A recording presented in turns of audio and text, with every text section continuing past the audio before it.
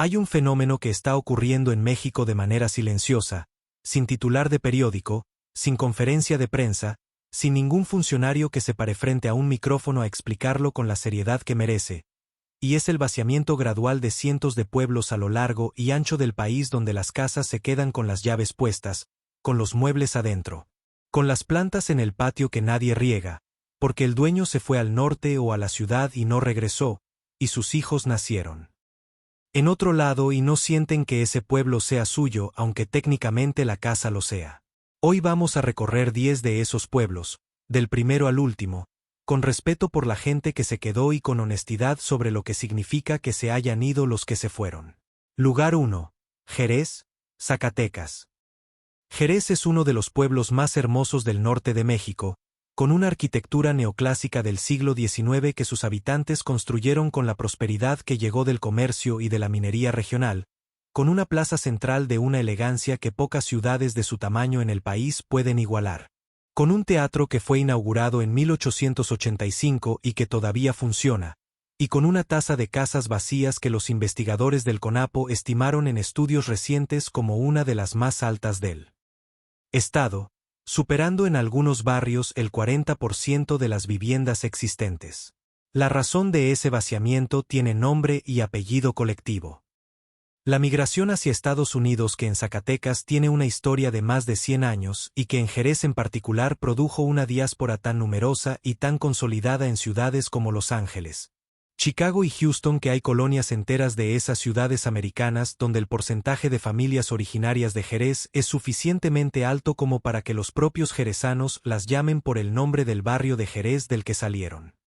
Las casas que quedaron vacías en Jerez no están en ruinas en su mayoría porque los dueños que viven en Estados Unidos las mantienen con remesas, las pintan, las mejoran a veces, las visitan en diciembre para las fiestas patronales y se van de nuevo.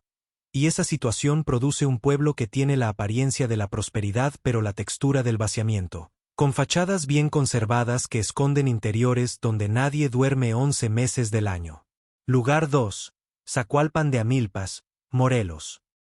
Zacualpan de Amilpas es un pueblo del oriente de Morelos que tiene la particularidad de concentrar en su territorio una de las tasas de migración hacia Estados Unidos más altas de un estado que ya de por sí tiene niveles de emigración significativos, y que produjo en el pueblo una dinámica demográfica que los investigadores de la UNAM que estudiaron la región describen como de vaciamiento selectivo, porque no se fueron todos sino los que tenían entre 20 y 40 años, que son exactamente las personas que en un pueblo pequeño son el motor de todo lo demás, y lo que quedó es una población con una proporción inusualmente alta de adultos mayores y de niños que viven con sus abuelos mientras sus padres trabajan en Georgia o en Carolina del Norte. Las casas vacías en Zacualpan no están vacías de manera uniforme a lo largo del año, sino que tienen un ciclo específico que los que conocen el pueblo saben leer.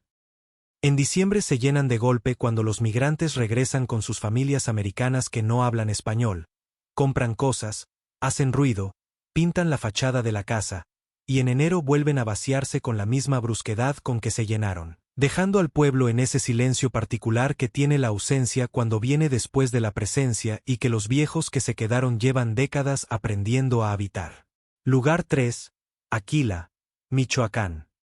Aquila es un municipio de la costa michoacana que combina en su territorio dos realidades que en otro contexto parecerían contradictorias pero que en la costa de Michoacán llevan años coexistiendo con una naturalidad que solo da la costumbre. Tiene recursos naturales de una riqueza extraordinaria, con yacimientos de mineral de hierro que la empresa italiana Ternium explotó durante años en condiciones que las comunidades indígenas nahuas del municipio cuestionaron en múltiples instancias legales. Y tiene al mismo tiempo una tasa de abandono de vivienda que en ciertas comunidades del municipio supera el 50% de las casas existentes. La gente de Aquila que se fue no se fue principalmente a Estados Unidos sino a las ciudades de la costa, a Lázaro Cárdenas, a Manzanillo, a Colima, buscando condiciones de seguridad que el municipio no pudo garantizar durante los años de mayor conflicto territorial en esa región de la costa michoacana. Y esa migración interna de corta distancia produjo un tipo de abandono diferente al de los pueblos zacatecanos. Las casas en Aquila no tienen las fachadas pintadas ni el mantenimiento que dan las remesas desde Estados Unidos, Son casas que se cerraron con prisa en algunos casos y que llevan años sin que nadie vuelva porque la razón para volver no apareció todavía. Lugar 4. Tlacoachistlahuaca, Guerrero.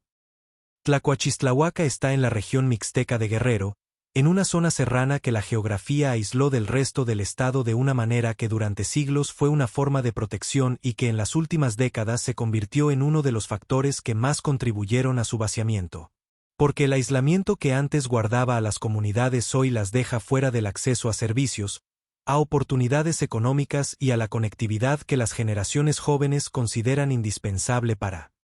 construir una vida que valga la pena quedarse a vivir. El municipio tiene una población de origen amuzgo que conserva su lengua y sus tradiciones con una vitalidad que organizaciones culturales del Estado han documentado y celebrado, pero esa vitalidad cultural coexiste con una demografía que muestra un vaciamiento sostenido desde los años 90. Con jóvenes que terminan la secundaria o la preparatoria y que salen hacia Ometepec, hacia Acapulco o directamente hacia Estados Unidos sin un plan concreto de regreso, y con casas que sus padres construyeron con el esfuerzo de toda una vida de trabajo agrícola y que quedan vacías no porque nadie las quiera sino porque el lugar donde están construidas no ofrece a sus herederos lo que sus herederos necesitan para quedarse. Lugar 5. Nombre de Dios, Durango. Nombre de Dios es uno de los municipios más antiguos de Durango, fundado en el siglo XVI como punto de paso en el camino real de tierra adentro que conectaba la Ciudad de México con las minas del norte del país, y que tuvo durante siglos una importancia estratégica que su ubicación geográfica garantizaba porque todo el que iba al norte tenía que pasar por ahí. Esa importancia desapareció cuando las carreteras modernas trazaron rutas distintas y cuando el tren dejó de ser el motor del comercio regional. Y con esa importancia desapareció también la razón económica para que las generaciones jóvenes se quedaran en un municipio donde la agricultura de temporal es la actividad principal y donde la temporada de lluvias define si el año fue bueno o fue malo con una dependencia climática que los jóvenes del siglo XXI encuentran incompatible con el tipo de vida que el mundo exterior les muestra que existe. El resultado es un municipio donde el censo de 2020 documentó que más del 35% de las viviendas existentes estaban deshabitadas, y donde las calles del pueblo cabecera tienen esa característica de los lugares que se vaciaron gradualmente. Hay casas cuidadas junto a casas en ruinas, hay negocios abiertos junto a locales con la persiana bajada que nadie volvió a subir. Hay una plaza que todavía funciona pero que reúne a una fracción de la gente que debería llenarse para tener la escala que su tamaño sugiere que alguna vez tuvo. Lugar 6. San Jerónimo Tecuanipan, Puebla. San Jerónimo Tecuanipan es un pueblo del municipio de Acajete en la zona metropolitana de Puebla, que tiene la particularidad de estar a menos de 20 minutos de la segunda ciudad más grande del país y de tener aún así una tasa de vivienda deshabitada que supera el 40% según los datos del INEGI del último conteo. Lo que lo convierte en un caso de estudio muy específico porque su vaciamiento no tiene la explicación de la distancia ni del aislamiento sino una razón más compleja, que los investigadores de demografía urbana describen como de migración de aspiración, que es cuando la gente no se va porque no pueda quedarse sino porque quedarse en ese pueblo específico cuando la ciudad está a 20 minutos implica renunciar a una serie de condiciones de vida que la cercanía hace visibles y deseables de una manera que sería imposible si la ciudad estuviera lejos. Los que se fueron de Tecuanipan no cruzaron ningún océano ni ninguna frontera internacional, se fueron a las colonias populares de Puebla o a los fraccionamientos de Amozoc y de San Andrés Cholula. Y dejaron atrás casas que en muchos casos sus propietarios conservan con la intención de regresar algún día que nunca termina de llegar porque la ciudad siempre tiene algo que retiene un poco más. Y así las casas esperan ese regreso que se pospone indefinidamente mientras el pueblo pierde la masa crítica de población que necesitaría para ser viable como comunidad en el largo plazo. Lugar 7. Guanímaro, Guanajuato.